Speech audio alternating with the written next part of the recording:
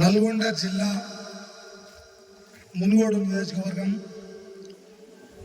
మునుగోడు మండల కేంద్రంలో పోయిన నెల 28వ తారీఖు నుండి జోరు ఎండాకాలంలో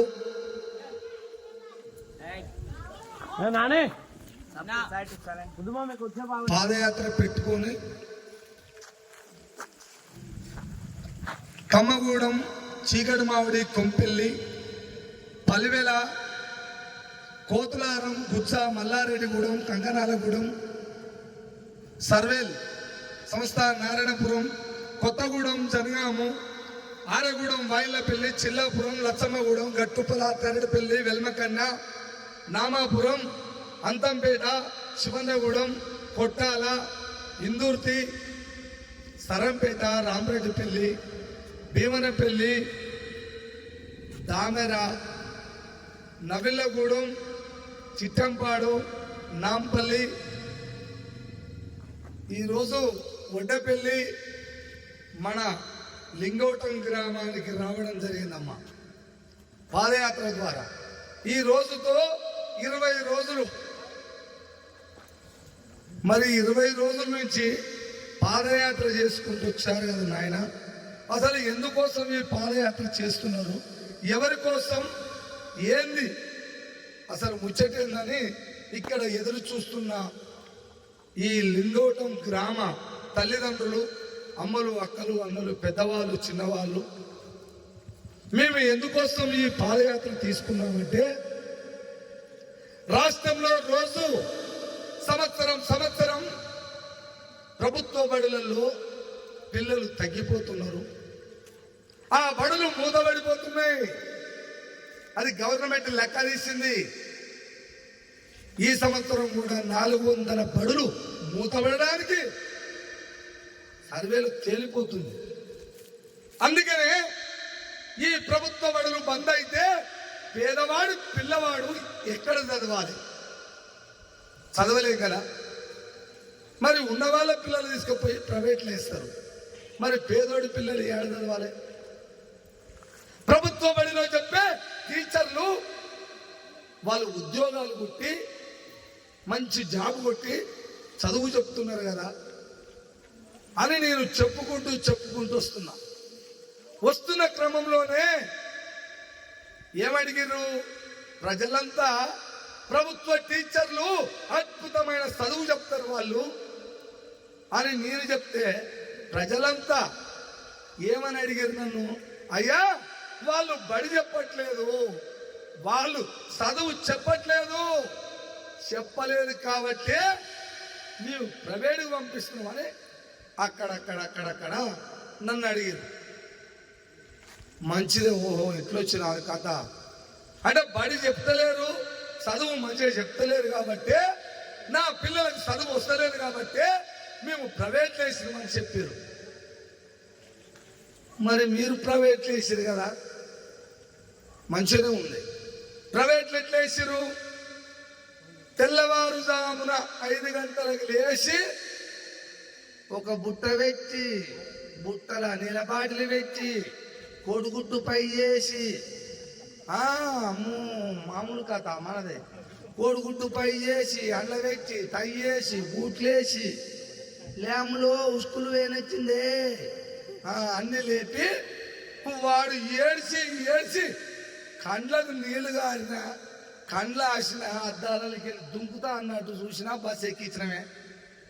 తప్పలేదు, చదివించుకోవడానికి ఎక్కించినావు. మరి నీ ఊర్లో ఉన్న బడికి పంపించలే. ఆ గవర్నమెంట్ బడిలో ₹1,00,000 జీతం తీసుకున్న సార్ని, 70,000, ₹1,50,000 జీతం తీసుకున్న సార్ని ఒక్కరోజు పోయి ఆ సార్ని అడిగిన పాపం ఉందా? ఏ తల్లిని అడిగిందా? ఏ తండ్రిని అడిగిందా? అడగలే. అడగం. ఎవడయ్యా, ఏ బాపిస్తుండో జీతం ఎవరిస్తున్నారు? పొద్దంతా రెక్కలు ముక్కలు చేసుకొని ఇక్కడున్న ప్రతి తల్లి కష్టపడితే ఆ శ్రమ నుంచి ఆ గవర్నమెంట్ కు ప్రతి రూపాయి పన్నుల రూపంలో పోతే నీకు 1,00,000 రూపాయల జీతం వస్తుంది, నీకు 1,50,000 వస్తుంది, నీకు 80 వస్తుంది. నా పిల్లలకు చదువు చెప్పాలి, నా పిల్లలకు, నా కడుపున పుట్టిన పిల్లలకు చదువు చెప్పాలని నీకు జీతం వస్తుంది. గవర్నమెంట్ వ్యవస్థలో ఎవరు పని చేసినా ఈ ప్రజలందరికీ సేవ చేయాలి. సర్వీస్. ఎంఆర్ఓ జీతం వస్తుంది. నా తల్లిదండ్రులకు వ్యవసాయానికి సంబంధించిన ఏ పనున్నా చెయ్యాలి service. Police officer, SI, CI, నా ప్రజలకు ఏమన్నా చిన్న తెలిసి తెలియక ఏవచ్చినా మాకు సర్వీస్ చేయాలి. ఎందుకు? మా పైసలు మీకు జీతాలు వస్తున్నాయి. ఇవెక్కడి మనకు 1,00,000 రూపాయలు తీసుకున్న జీతం తీసుకున్న సార్ని ఒక్కరోజు పోయి పేరెంట్స్ మీటింగ్ పెడితే ఒక తల్లి పోయాడు కదా, ఒక తండ్రి పోయాడు కదా, వాళ్ళ డ్యూటీలో వాళ్ళు వచ్చి రాకపోతే మాకేంద్రా, 10 మంది వస్తేంది, 20 మంది వస్తేంది, 5గురు వస్తే మాకేంద్రా, నల్లగొండలకి వెళ్ళి వస్తాం, కార్లా హైదరాబాద్కి వెళ్ళి వస్తాం. అయ్యా వస్తాము, కూర్చుంటాం. ఆ పూటకు ఊళ్ళో తల్లిదండ్రులు పిల్లలు పంపిస్తాడు. ఆ పూటకు ఏమయ్యాని వస్తే అప్పుడు జర లేపుతాం పిల్లల్ని, అటు ఇటు ఏమయ్యా అంటాం. మీరు వాంగనే మళ్ళీ నిమ్మలంగా కూర్చుంటాం. అవే 2 అక్షరాలు చెప్తే చెప్తాం, లేకపోతే లేదు. అయ్యా మా డ్యూటీ మేము చేసుకుంటాం, మా జీతాలు మాకోసం. మాకెందుకు వచ్చిందంత కర్మ? మమ్మల్ని అడిగేటోడే లేడుగా. 2,000 జనాభాతో, 1,500 జనాభాతో, 3,000 జనాభాతో ఒక్కొక్క గ్రామాలు నిండు విడి తరగబడి వస్తే ఆ గవర్నమెంట్ బడి ఈనాడు కాదది. ఆనాడే నిన్ను కన్న తండ్రి, అక్షర ముక్క రాని తండ్రి, నేను ఎట్టి చేసి బతికినేమో, నేను జీతాలుండి బతికినేమో, నేను కూలినాలు చేసి బతికిన కానీ నా కడుపులో పుట్టిన బిడ్డకు చదువు ఉండాలని ఆనాడే 40-50 సంవత్సరాల కిందనే ఈ గ్రామంలో బడి ఉండాలని కట్టింది. ఆ బడిలో చదువుకున్న ఈ పిల్లగాడు, నీ కొడుకు 10-15 చదివి ఉద్యోగాలు చేస్తున్నారు కదా, టీచర్లు అయ్యారు కదా, మంచి మంచి ఉద్యోగాలు చేసిన వాళ్ళు అయ్యారు కదా, ఒకవేళ ప్రైవేట్గా కూడా చేసిన వాళ్ళు అయ్యారు కదా. ఆ బడిలో చదువుకున్న వాళ్ళే, గవర్నమెంట్ చదివిన వాళ్ళే. మరి నీ కడుపులో పుట్టిన పిల్లల్ని మళ్ళీ అందులోకి ఎందుకు పంపట్లే? ఒకవేళ చదువు రాకపోతే నువ్వు ఎందుకు అడగట్లే? ఇది కావాలి. ఇది అడగలే కాబట్టే ఇప్పుడు ఏమైంది? ఎదురింటోడు తీసుకుపోయి ప్రైవేట్ ఇస్తే పక్కింటోడు కూడా ప్రైవేట్ వేసాడు. ఇజ్జత్ పాటలు పడేస్తే ఏమైంది? ఫీజు కట్టలేదని 200 మంది పిల్లల ముందు గేటు ముందర చేతులు కట్టి నిలబెట్టాడు ఒక స్కూల్లో. దాన్ని తీసుకుపోయి చూపిస్తారా ఏ సార్ ఆయన? ఎగ్జామ్ ఫీజు కట్టలేదని ఎగ్జామ్ రాయలే. అదెంత మోతవర చూడు. వాడు చదువును కొనుక్కోవాలట. సిగ్గు నాగరవులు కదా, మేము చదువు కొనుక్కోవాలన్నా? నా ప్రజలు పొద్దంతా పని చేసి ఈ రాష్ట్రంలో మనిషిగా బతుకుతున్నా మేము చదువు కొనుక్కోవాలా? చదువును తెచ్చి ఇవ్వాలి. నా గ్రామంలో అతి అద్భుతమైనది, నా గ్రామంలో ఇక్కడున్న ప్రతి పిల్లవాడికి విద్యా వ్యవస్థతో ఈ రాష్ట్రం కలకలలాడాలి. రాష్ట్రంలో విద్యా వ్యవస్థతో కలకలలాడాలి. గవర్నమెంట్ అనేది ప్రభుత్వం ఏర్పడ్డది ప్రజలతో నిర్మాణం చేసుకున్నా. ఈ బడి బంద్ అవుతుందట, ప్రైవేట్ ఏమో డెవలప్ అవుతుందట, గవర్నమెంట్ బంద్ అవుతుందట. మరి ప్రైవేట్ డెవలప్ అయ్యి ఏమవుతుంది ఒకసారి ఆలోచించండి. ఏమవుతుందంటే, ఎందుకంటే మా తాత మా అయ్య చెప్పిండుగా, ఆనాడు భూమి ఎక్కడిది కొడక, మీ వేడ చదివినాం కొడక, మాకు ఇది ఉందా, మాకు అక్షరం వస్తుంది కొడక అంటారుగా. ఇప్పుడు టెక్నాలజీ టెక్నాలజీలో ఏమవుతుంది? నీ కొడుకు పైసలు కట్టి నువ్వు చదివించవు, లేని వాడి కొడుకు ఉన్నబడి బంద్ అయినాక వాడు ఏడ చదివించలేని పరిస్థితిలో వెనకడ ఏ విధంగా జరిగిందో ఇప్పుడు ఆ చదువుని కాస్తో కూస్తో వచ్చే చదువును కూడా మాకు దూరం చేస్తున్నట్టుగా మూతపడ్డదంటే ఇదంట విద్యా వ్యవస్థ ముందరి పోతుందట. మరి ఎందుకు ఇట్లా అయింది? ఎందుకు ఇట్లా అయిందంటే, ఎందుకు ఈ రాష్ట్రంలో 400 బంద్ అయ్యేటట్టుంది, 1000 బడులు మూత పడతట్టుందంటే, మనం మనుషులం. చూపు ఉంటుందట, ముందు మంచిగా చూడాలట. ఇట్లా ముందు చూపే చూడాలట ఏం జరగబోతుందని. మనకు ముందు చూపు ఎక్కడిది? మందు చూపు పెట్టి మందు చూపుతో నడుస్తుంది రాష్ట్రం.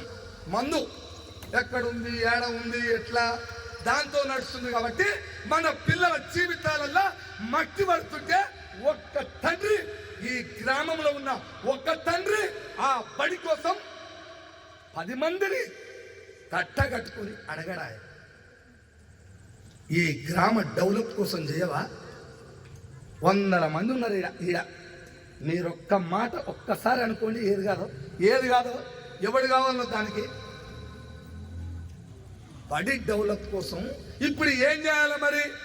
ఇదంతా బాగానే ఉంది, ఏం చేయాలంటే ఇంకేం లేదు. ఇక లాస్ట్కి అయిపోయింది మన పని. కానీ ఒక్కటి మాత్రం చేయాలి. ఏంటి?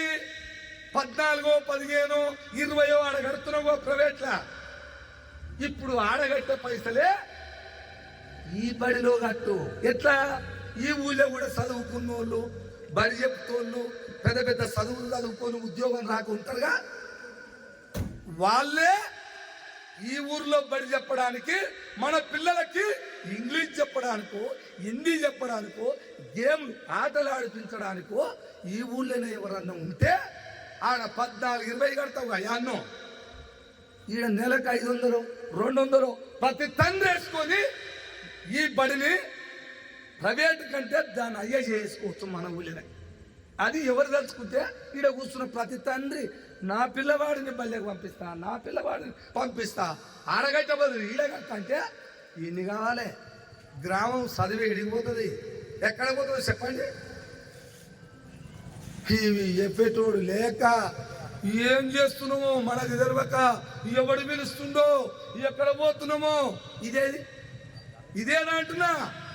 నీకు డబ్బులుండి నీ ఇష్టం వచ్చినట్టు నువ్వు చేస్తావు. కానీ ఎనుకోడు పరిస్థితి ఏంది, పక్కింటోడు పరిస్థితి ఏందని మనిషిగా, మానవత్వంగా సాటి మనిషి కొడుకు గురించి నువ్వు ఆలోచించినప్పుడు, నా చదువు నాదే, నా కొడుకు నాదే, నా పిల్లలు నాదే అని అన్నప్పుడు నువ్వు మనిషి రూపంలో ఎట్లున్నట్టు? సాటి మనిషిని, పేదవాడు, బువ్వకు లేదు, కూలి చేసుకుంటే వెళ్ళే కుటుంబం ఉన్నది.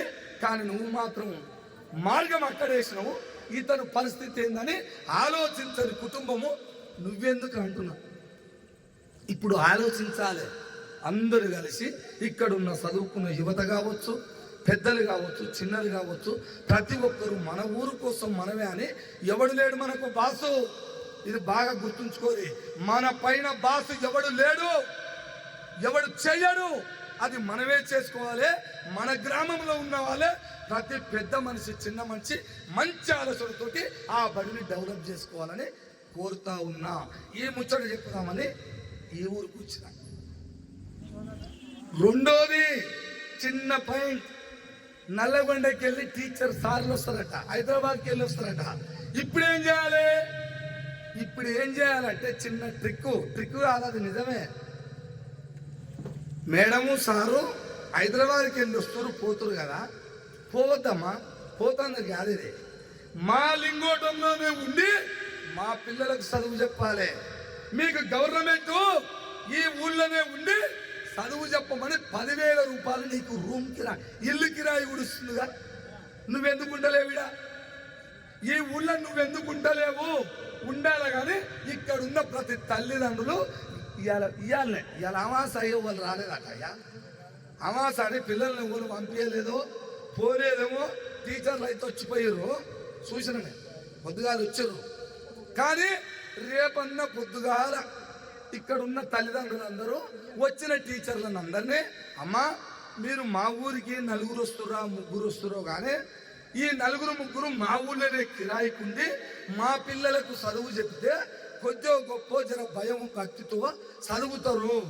అట్టెట్టా అంటే మీరు మా ఊళ్ళోనంటే గల్లీకి ఒక టీచర్ అన్నో ఒకరు ఉంటారు.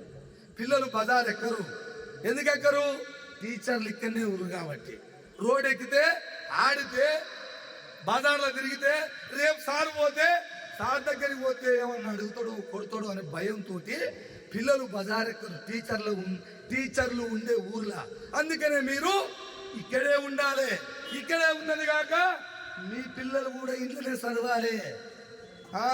మీ పిల్లలు అక్కడ, మా పిల్లలు ఇక్కడ కాదు.